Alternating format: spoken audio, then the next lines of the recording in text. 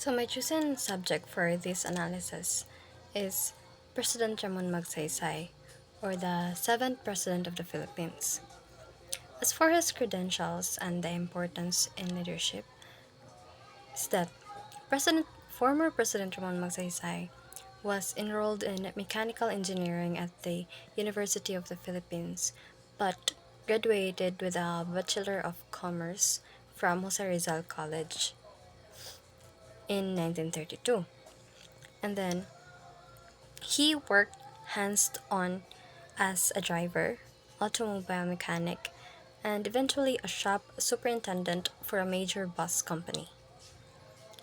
And as for the wartime leadership, during World War II, he joined the motor pool of the 31st Infantry Division.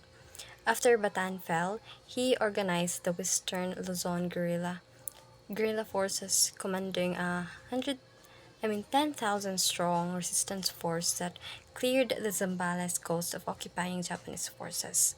And as for his political experience, he was appointed military governor of Zambales on 1945, elected twice as a representative of Zambales in Congress, and served as a highly effective Secretary of National Defense, and under President Elpidio Quirino.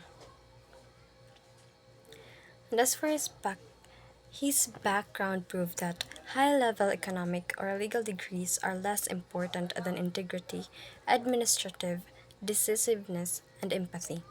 Because he knew how ordinary citizens lived, his policies focused on grassroots economic realities, and to compensate for any lack of formal macroeconomic training, he surrounded himself with brilliant technocrats, allowing him to translate institutional economic plans to tangible public benefits.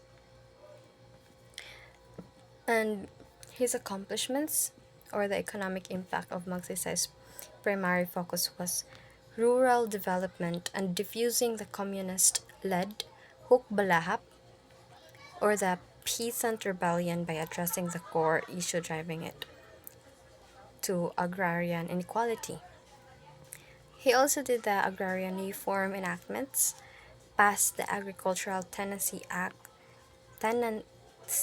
of 1954, or the RA 1199, and the Land Reform Act of 1955, or the RA 1400, creating the Court of Agrarian Relations and the Land Tenure Administration to break up large estates and establish fair crop sharing ratios. And his macroeconomic outlook are the structural transition.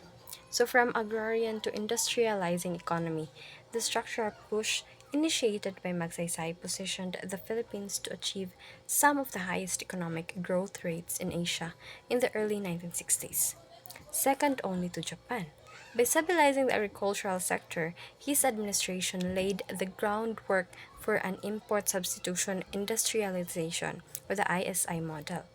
Capital accumulated from stabilized agriculture began following into light manufacturing processing plants and consumer goods production.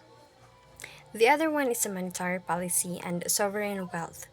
Because the Laurel Langley Agreement freed the Philippine peso from being pegged strictly to the US dollar at a fixed rate, the economy was able to navigate the late 1950s with a greater monetary flexibility. However, this period also catalyzed a brewing macroeconomic dilemma.